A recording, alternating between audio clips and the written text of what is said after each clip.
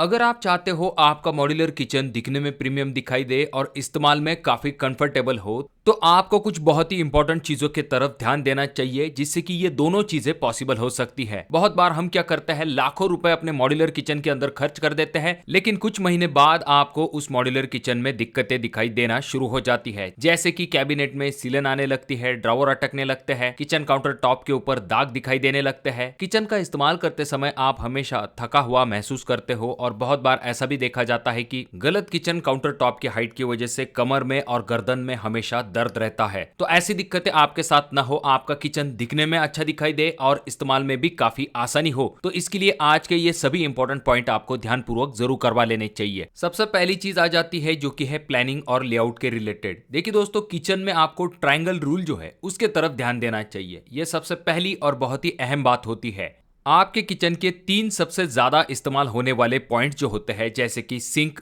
Gas stove और fridge, इन तीनों के बीच में एक संतुलन त्रिकोण होना चाहिए। हर पॉइंट के बीच में लगभग 4 से लेकर 5 फीट का डिस्टेंस आदर्श माना जाता है, न ज्यादा पास न ज्यादा दूर। यहाँ पर बैलेंस काफी ज्यादा जरूरी होता है। इससे होता यह है कि काम करते समय जब आपको इन तीनों चीजों का एक्सेस करना होता है तो आप जल्दी थकते नहीं हो, मूवमेंट जो है वो काफी स्मूथली कंप्लीट हो जाती है। तो इसीलिए आपको हमेशा इस किचन ट्रायंगल रूल के तरफ खास करके ध्यान देना चाहिए जब भी आप किचन बनाने वाले हो। उसके बाद अगर हम बात करते हैं किचन काउंटर टॉप के हाइट के बारे में, तो यहाँ पर आपको आपके हाइट के हिसाब से किचन काउंटर टॉप की हाइट को रखना चाहिए, ना कि मिस्त्री के हिसाब से। अब बहुत बार लोग ऐसी भी गलती करते हैं कि जो किचन काउंटर टॉप की हाइट के स्टैंडर्ड डायमेंशन जो है वो बाहर के देशों से लेते हैं। देखिए दोस्तों, उन लोगों की हाइट जो है वो थोड़ी सी ज्यादा होती है। इसी वजह से अगर आप उस हिसाब से किचन काउंटर टॉप की हाइट ले लेते हो तो ये थोड़ी सी ज्यादा हो जाएगी। तो इसीलिए आपको इंडियन स्टैंडर्ड के हिसाब से किचन काउंटर टॉप की हाइट की तरफ जाना चाहिए, जिसमें कि आप अपने किचन काउंटर टॉप की जो हाइट है वो 30 से लेकर 33 इंच के दरमियान रख सकते हो। अब यहाँ पर आप क्या कर सकते हो, आपका जो पुराना किचन है वहां पर एक बार हाइट को चेक कर लीजिए, वो आपके लिए कंफर्टेबल है या फिर नहीं। उसी हिसाब से आपको नए किचन काउंटर टॉप की हाइट को रखना चाहिए। याद रखिए, अगर आपने गलत किचन काउंटर टॉप की हाइट को रख लिया तो यह आपके कमर दर्द और गर्दन के दर्द के लिए एक बहुत बड़ा कारण बन जाता है। तो हाइट हमेशा आपको ध्यानपूर्वक सिलेक्ट करनी चाहिए। अब जब आप किचन के लिए अलग अलग टाइप का मटेरियल लेते हो, जैसे कि किचन सिंक, तो वहां पर आपको कुछ चीजों के तरफ ध्यान देना है। सबसे पहली चीज, आपको ये जो कॉलर वाला किचन सिंक आता है इसे अवॉइड करना है। ये काउंटर के ऊपर से फिक्स किया जाता है और इसकी जो कॉलर होती है वो किचन काउंटर टॉप से 5 mm तक ऊपर के तरफ होती है। इस तरह के जो किचन सिंक होते हैं उन्हें क्लीन करना काफी डिफिकल्ट होता है। इस तरह के किचन सिंक में अक्सर ही यह दिक्कत देखी जाती है कि पानी जब भी हम सिंक की तरफ ढकेलते हैं तो वो पूरी तरह से अंदर नहीं जा पाता है और कोनों में क्लीनिंग करना भी डिफिकल्ट होता है। इसके बजाय अगर आप रेगुलर जिस तरह से किचन सिंक लगाए जाते हैं, जहां पर अंडर काउंटर किचन सिंक लगाए जाते हैं, यानी कि किचन सिंक जो है वो काउंटर से नीचे की तरफ होता है, जहां पर आपको क्लीनिंग की दिक्कत नहीं होती है और काउंटर को क्लीन करने के बाद पानी जो है वो बहुत ही आराम के साथ आप सिंक के अंदर ढकेल सकते हो। अब अगर आप किचन सिंक लेने के लिए मार्केट में जाते हो तो आपको बहुत सारे अलग अलग ऑप्शंस मिल जाते हैं, जिनमें से सबसे पॉपुलर, टिकाऊ और सबसे बेस्ट ऑप्शन माना जाता है जो कि है एसएस का किचन सिंक।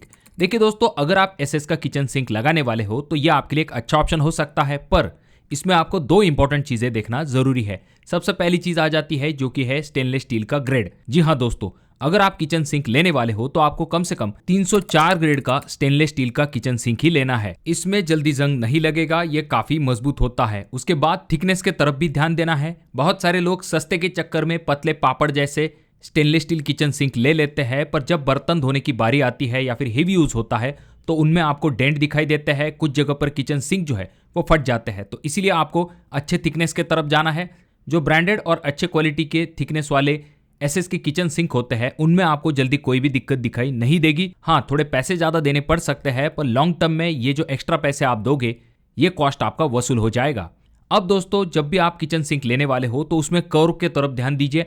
ऐसा नहीं कि अगर आपने सिर्फ बॉक्सी डिजाइन ले लिया और उसमें अगर पानी वैसे ही जमा रहता है तो इसका कोई फायदा नहीं होगा। तो इसलिए आपको कर्व के तरफ खास करके ध्यान देना है। पानी जो है वो कहीं पर भी रुकना नहीं चाहिए। और उसके बाद में जो आपका किचन सिंक है उसकी डेप्थ भी काफी इंपॉर्टेंट है। अगर डेप्थ कम हो गई तो आपको बर्तन धोने में काफी दिक्कत हो सकती है। तो आप किचन सिंक की जो डेप्थ है वो कम से कम 8 इंच से लेकर 10 इंच तक रख सकते हो, जिससे कि आपको ज्यादा झुकना भी नहीं पड़ेगा और आपके कमर में दर्द भी नहीं होगा और बर्तन धोने में भी काफी आसानी होगी। उसके बाद जब आप अपने कैबिनेट्स के लिए मटेरियल का सिलेक्शन करने वाले हो तो वहां पर आपको चुनाव जो है वो काफी सोच समझ के करना चाहिए। वहां पर आपको कमर्शियल ग्रेड के प्लाई से बचना चाहिए और याद रखिए जो खास करके बॉटम वाले किचन कैबिनेट होते हैं उनका कभी कभी पानी के साथ कांटेक्ट आ जाता है, तो वहां पर आपको रेगुलर प्लाई के बजाय BWP प्लाई या फिर BWR प्लाई की तरफ जाना चाहिए। 710 ग्रेड की जो प्लाई है वो वाटरप्रूफ होती है।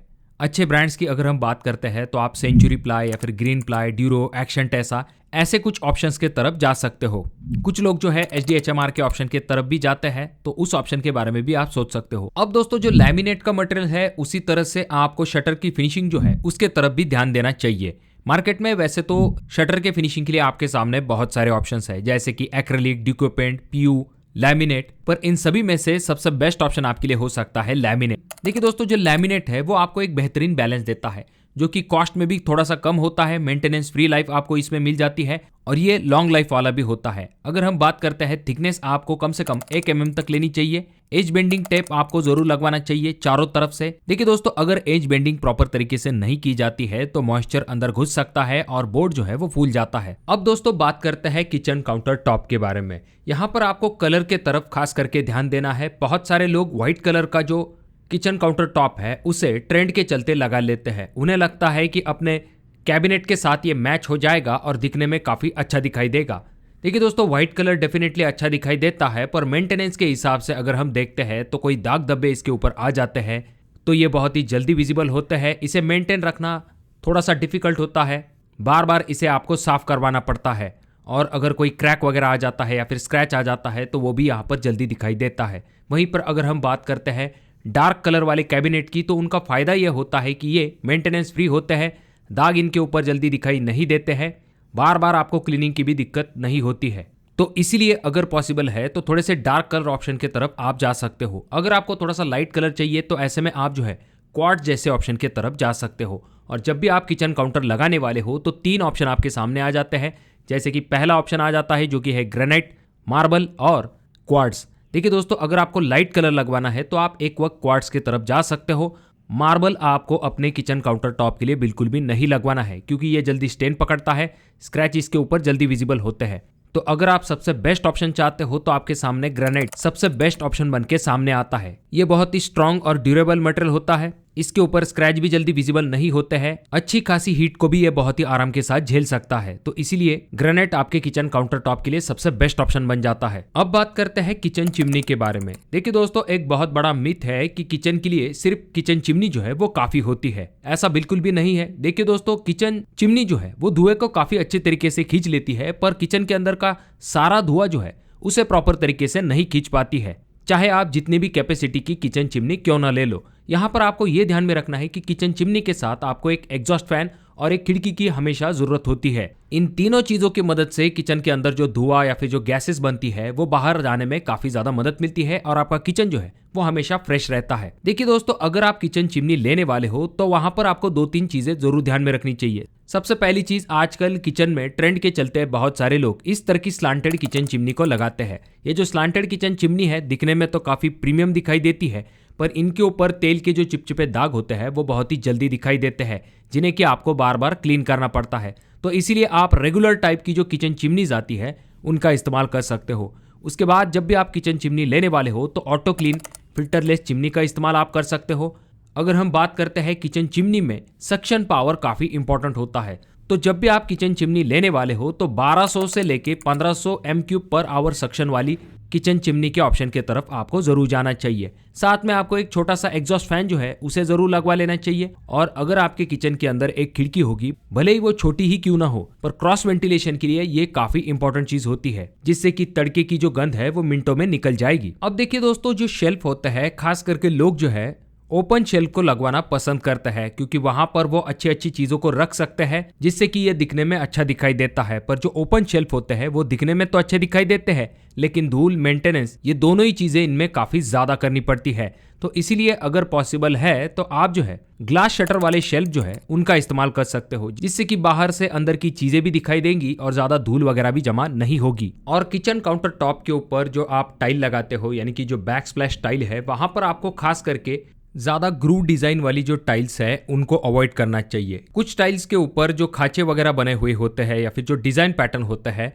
उनकी वजह से होता यह है कि धूल या फिर तेल के जो दाग है वहां पर जाकर जमा होता है, जिस वजह से आपको टाइल को क्लीन करना पड़ता है। इसके बजाय आप सिंपल प्लेन ग्लॉसी फिनिश वाली टाइल अगर लेते हो तो उसे क्लीन करना आपके लिए काफी आसान हो जाता है। और रही बात आपके किचन के फ्लोरिंग की, तो वहां पर आपको खास करके जो मार्बल फ्लोरिंग है उसे अवॉइड करना है, क्योंकि किचन में अक्सर ही बहुत सारी अलग अलग चीजें आपके फ्लोरिंग के ऊपर गिरती है, जैसे कि तेल, मसाले या फिर कोई एसिडिक फूड वगैरह आपके फ्लोरिंग के ऊपर गिरता है, जिस वजह से आपका मार्बल जो है वो बहुत ही जल्दी खराब दिखाई देता है। तो इसीलिए अगर आप चाहो तो अपने किचन के लिए टाइल्स के ऑप्शन की तरफ जा सकते हो। अब टाइल्स में भी आपको किचन में खास करके जो ग्लॉसी फिनिश टाइल है उसे अवॉइड करना है। जो मैट फिनिश टाइल आती है उसके तरफ आपको जाना चाहिए, जिससे कि आपको थोड़ी सी एक्स्ट्रा ग्रिप मिलती है। एक तो जो ग्लॉसी फिनिश टाइल होती है वो थोड़ी सी स्लिपरी होती है, और अगर आपके किचन के फ्लोरिंग के ऊपर दूध, तेल या फिर पानी ऐसी चीजें गिर जाती है तो इस ग्लॉसी टाइल के ऊपर से फिसल के गिरने के चांसेस काफी ज्यादा बढ़ जाते हैं। तो इसीलिए आप अपने किचन के फ्लोरिंग के लिए मैट फिनिश टाइल के ऑप्शन की तरफ जा सकते हो।